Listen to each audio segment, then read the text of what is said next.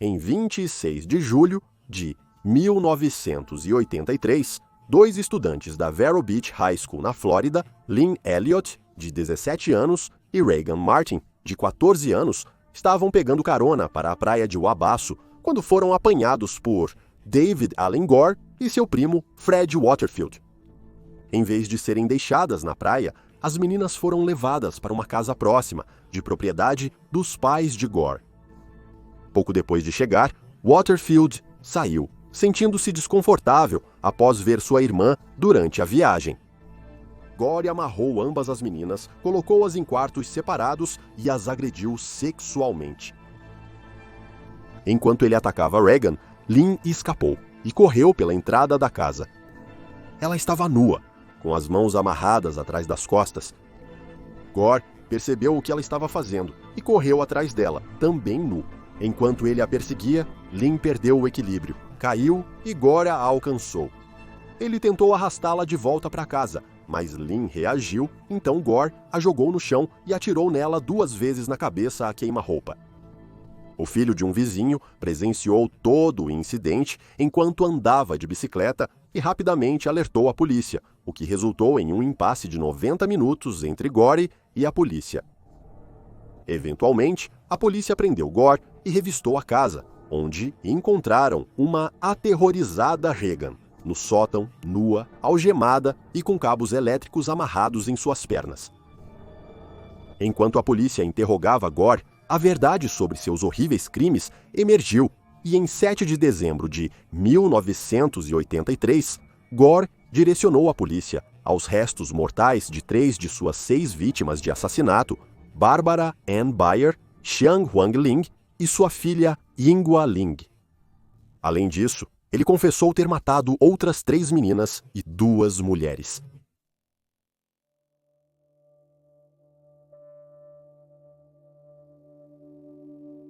David Allen Gore era um delegado auxiliar do xerife e usou seu distintivo para cometer alguns de seus crimes. No entanto, ele não agiu sozinho. Seu primo, Fred Waterfield, estava lá com ele, parecendo ser um homem de família confiável na superfície, mas, por trás de portas fechadas, ele era a outra metade do que se tornaria conhecido como os primos assassinos. Entre 1981 e 1983, 6 meninas e mulheres desapareceram sem deixar rastros. Seus nomes mal foram relatados inicialmente, até que Gore começou a falar e confessou em detalhes arrepiantes como ele e Waterfield perseguiram, estupraram e mataram suas vítimas.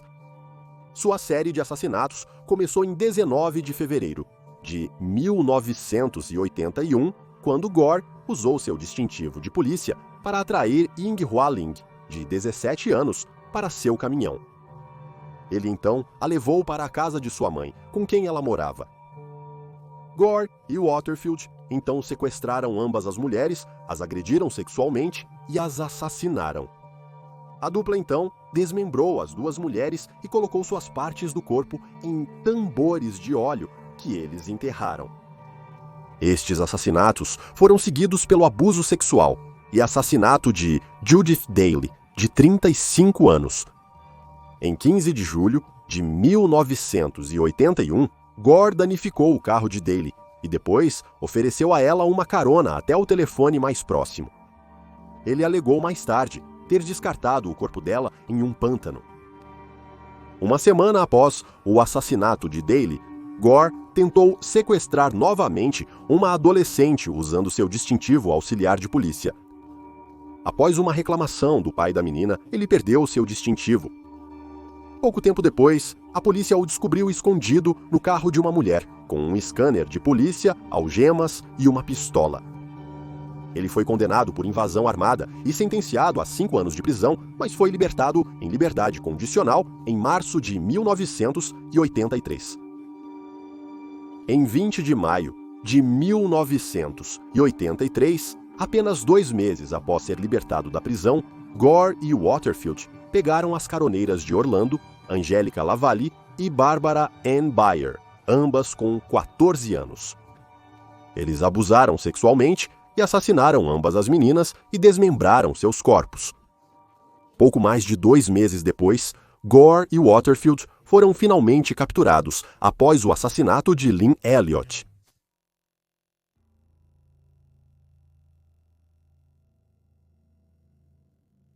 Após sua prisão, Gore foi condenado e sentenciado à morte. No entanto, sua história não terminou no tribunal. Em vez disso, ele passou quase 3 décadas no corredor da morte da Flórida, trancado, mas longe de estar em silêncio. Durante esse tempo encarcerado, ele escreveu centenas de cartas, e uma de suas correspondências mais incomuns foi com a avó Ada Wilson, de 60 anos de South Yorkshire, no Reino Unido.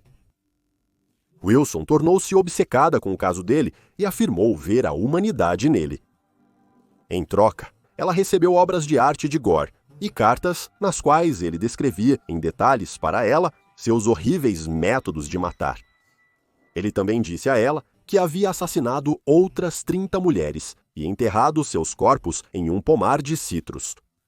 Ao longo desses anos, Gore continuou a se pronunciar, compartilhando mais confissões e alegações perturbadoras.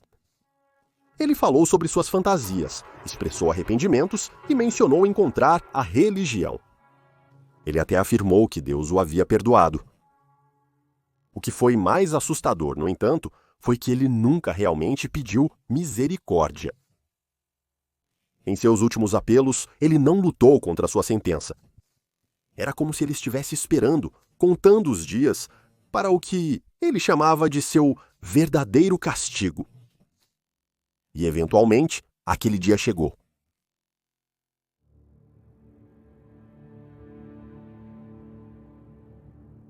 No dia 12 de abril de 2012, David Alan Gore acordou pela última vez. Suas últimas 24 horas foram tranquilas, estranhamente tranquilas, sem gritos, sem pânico, apenas um homem que sabia exatamente o que estava por vir. Ele foi transferido para a cela de observação de morte da prisão estadual da Flórida, onde o relógio fazia um barulho cada vez mais alto a cada minuto. No início do dia, ele se encontrou com um conselheiro espiritual e foi visitado por sua mãe e uma ex-esposa. De acordo com a porta-voz do Departamento de Correções, Ann Howard, ele estava calmo e cooperativo durante esse tempo. Por volta do meio-dia, Gore pediu sua última refeição, frango frito, batatas fritas, 2 bolas de sorvete de noz pecan com manteiga e um refrigerante. Nada sofisticado, nenhuma mensagem na comida, apenas como se estivesse almoçando, não esperando para morrer. Por volta das 4 da tarde, a Suprema Corte dos Estados Unidos da América negou seu último recurso menos de 2 horas antes de sua execução programada. Os juízes rejeitaram um argumento de que sua sentença de morte deveria ser anulada com base no fato de que um advogado de apelação anterior não conseguiu localizar uma testemunha-chave, alegando que seus advogados de defesa foram negligentes durante a fase de penalidade do caso. E à medida que o sol começava a se pôr, Gore se preparava. Sem apelos de última hora, sem suspensão da execução. Um homem que outrora se gabava de seus crimes estava de repente quieto. Mas ele ainda não tinha terminado de falar. Em uma declaração final, ele disse isso.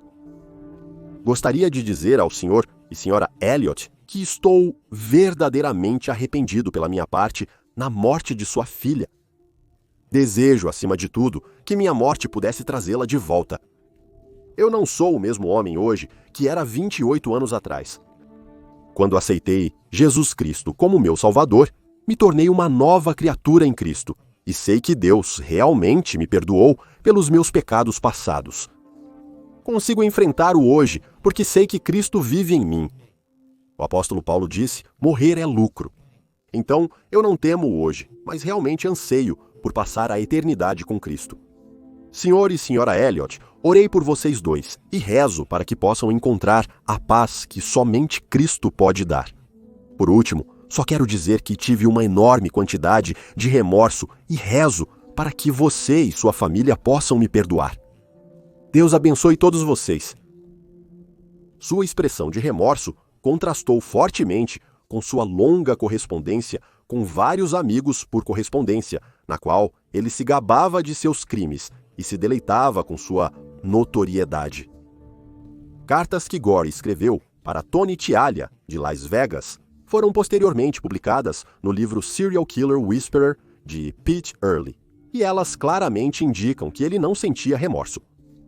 Na verdade, ele sentia um grande prazer em relembrar seus crimes.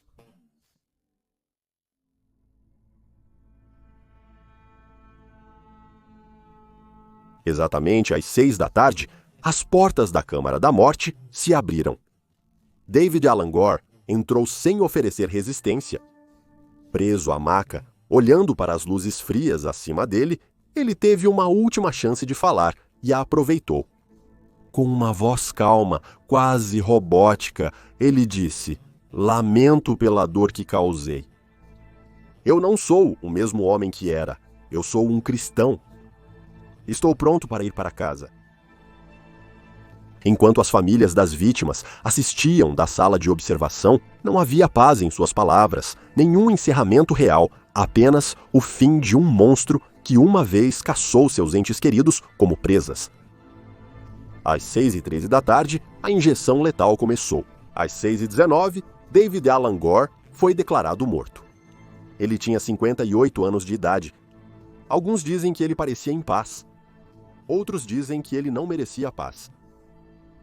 Do lado de fora, uma pequena multidão comemorou quando a notícia chegou.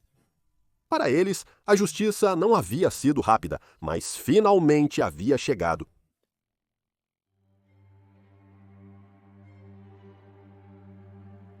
Com Gore fora de cena, o Estado encerrou o livro sobre um dos serial killers mais perturbadores da Flórida.